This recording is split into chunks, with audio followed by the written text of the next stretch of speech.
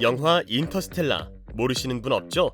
2014년에 개봉한 이 영화는 에너지 고갈로 인한 식량 위기로 인류 멸망을 목전에 둔 상황을 그려냈는데요. 그로부터 8년이 지난 지금 우리는 현실판 인터스텔라에 놓여 있습니다. 화석 인류의 남용으로 에너지 고갈은 물론이고 지구 온난화로 인한 기후 위기까지 불러왔으니까요. 그런데 낭비되는 에너지를 그대로 저장한다면 필요할 때마다 꺼내 쓴다면 어떨까요? 지금부터 에너지 고갈의 대안책이자 신재생 에너지의 핵심이라고 불리는 ESS에 대해 알려드리겠습니다. 우리 삶에 꼭 필요한 에너지. 문명의 발달과 경제 개발로 에너지 소비량이 점점 증가하고 있는데요. 그중 가장 많이 사용하는 에너지원이 바로 화석연료예요. 우리가 사용하는 에너지의 80% 이상을 차지하는 화석연료는 치명적인 결함이 있는데요. 바로 온실가스 배출로 인한 환경오염과 자원 고갈입니다. 점점 심해지는 지구온난화와 기후위기를 직감한 정부는 화석연료를 대체할 신재생 에너지 개발에 나서고 있습니다. 신재생 에너지란 신에너지와 재생에너지를 합친 말인데요. 신에너지는 기존의 화석연료를 변환하거나 수소와 산소 등 화학 반응을 통해 전기나 열을 생성하는 것입니다.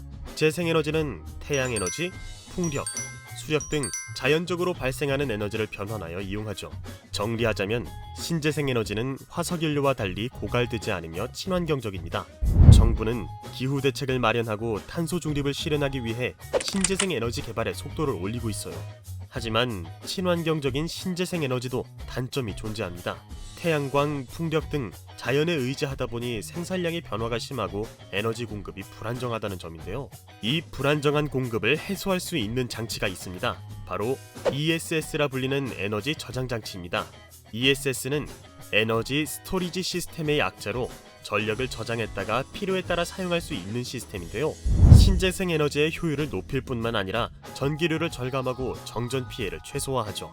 에너지 저장은 발전소, 가정, 공장, 기업 등은 물론이고 전기자동차, 각종 전자기기 등 미래 핵심 산업에 꼭 필요해요. 중국 등 해외 주요국들은 이미 ESS 시장 육성 및 확대에 심혈을 기울이고 있습니다.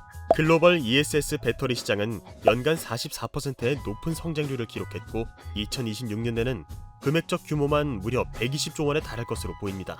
그러나 국내 ESS 시장은 아직 빛을 보지 못하고 있었는데요. 2017년부터 발생한 안전사고로 인해 수주가 급감하며 업계 역시 대폭 축소되고 있기 때문이죠. 이 밖에도 부족한 REC 공급 체계, 정부의 미비한 지원 등 국내 ESS 시장은 한동안 암흑기에 빠져 있었는데요. 올해부터는 완전히 달라질 전망입니다. 지난해 7월 분산에너지 활성화 특별법이 발의되며 국내 ESS 시장에 새로운 성장 동력을 부여했기 때문인데요. 이에 화답하듯 우리나라에도 국내 최대의 ESS가 탄생했습니다. 세계 아연질은 4위인 영풍석포제련소에 구축되는 KT의 융합형 에너지 저장 장치인데요. 33MW시로 국내 최대 규모입니다. 자체 개발한 에너지 최적 운영 관리 시스템인 EMS를 적용해 피크 제어, 에너지 안정화, 주파수 조정 등의 기능을 표준화했는데요. 고객이 용도에 맞게 사용할 수 있는 고객 맞춤형 서비스가 가능하답니다. 국내 최초 최대 규모의 에너지 저장 장치가 영풍석포제련소에 구축되고 있다니 굉장히 기대되는데요. 우리나라 신재생 에너지 사업에 불어올 변화의 바람을 더욱 기대해봐도 되겠죠? 물론 아직 끝이 아닙니다. ESS 융합 사업에 꼭 필요한 자원이 하나 있다고 하는데요.